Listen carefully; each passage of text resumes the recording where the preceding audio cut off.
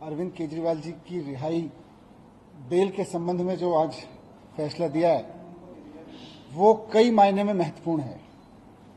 सबसे पहले तो निश्चित रूप से आम आदमी पार्टी के लिए, दिल्ली सरकार के लिए, हम सब के लिए, हम सब के परिवारों के लिए ये बहुत बड़ी राहत की बात है, बहुत भावुक क्षण है कि हमारे भाई, हमारे प्रिय नेता, हमारे गुरु, राजनीतिक गुरु अरविंद केजरीवाल जी भारतीय जनता पार्टी के तमाम कुचक्रों के बाद बाहर आएंगे।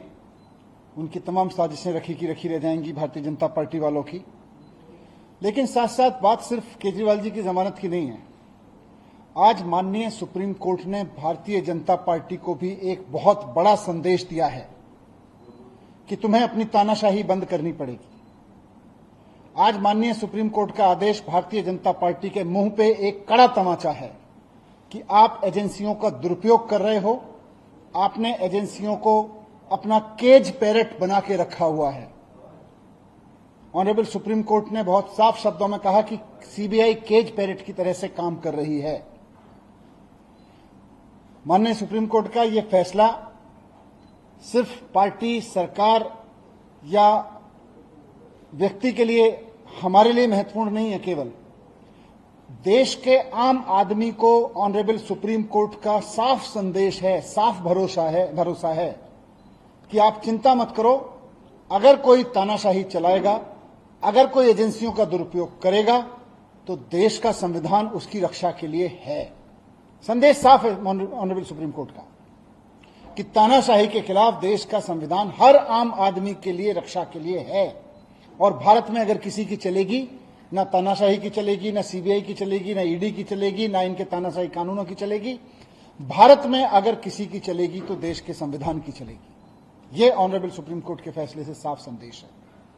दूसरी बात, ऑनरेबल सुप्रीम कोर्ट के संदेश से यह साफ है कि भारतीय जनता पार्टी सीबीआई को और ईडी को अपने तोता मैना की तरह इस्तेमाल करते हुए अरविंद केजरीवाल जी को अंदर रखने के लिए साजिशें रच रही थी।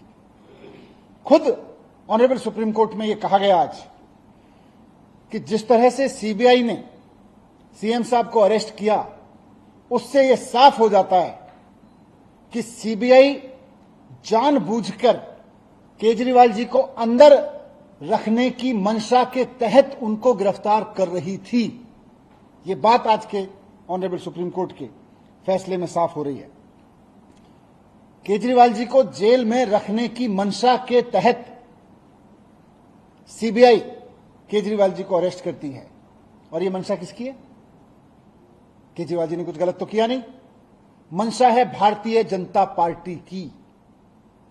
भारतीय जनता पार्टी की यह मंशा थी कि अरविंद केजरीवाल जी अंदर रहें जेल के। इसलिए जब ईडी से केजरीवाल जी बाहर आने लगे तो उस वक्त सीबीआई से उनको अरेस्ट कराया गया।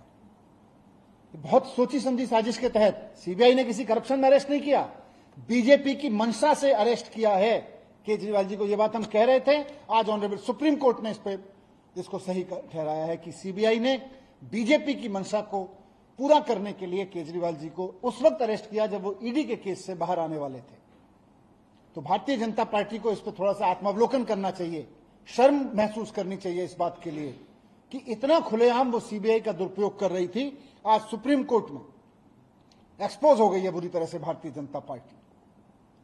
थोड़ा उनको माफी मांगनी चाहिए देश से, देश के संविधान से, बाबा साहब से माफी मांगनी चाहिए भारतीय जनता पार्टी को कि किस तरह से वो एजेंसियों का दुरुपयोग करके दिल्ली के एक चुने हुए मुख्यमंत्री को अंदर डालते हैं, एक कट्टर ईमानदार आदमी को अंदर डालते हैं, और फिर जब एक एजेंसी के झूठे मुकदमों से वो छूटने वाले होते हैं तो फिर दूसरी एजेंसी को लगा के उनको अरेस्ट करवा देते हैं।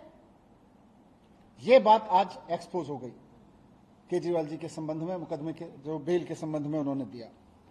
और तीसरी बात हम सबके लिए बहुत सुखद यही है, जो मैंने पहले भी कहा कि लोगों का अरविंद केजरीवाल जी के प्रति बहुत प्यार है। लोगों का प्यार, भगवान राम की, हनुमान जी की कृपा और देश के संविधान का कवच, ये तीनों अरविंद केजरीवाल जी के साथ हैं। और जब तक लोगों का प्यार अरविंद केजरीवाल जी के साथ है, जब तक भगवान राम की, हनुमान जी की कृपा अरविंद केजरीवाल जी के साथ है, जब तक देश के संविधान का रक्षा कवच अरविंद केजरीवाल जी के साथ में है, केजरीवाल जी जैसे कट्टर ईमानदार आदमी का कोई कुछ नहीं बिगाड़ सकता। ये बात आज साफ हो गई है। यही हमें रखना था इस पे, संजय भाई।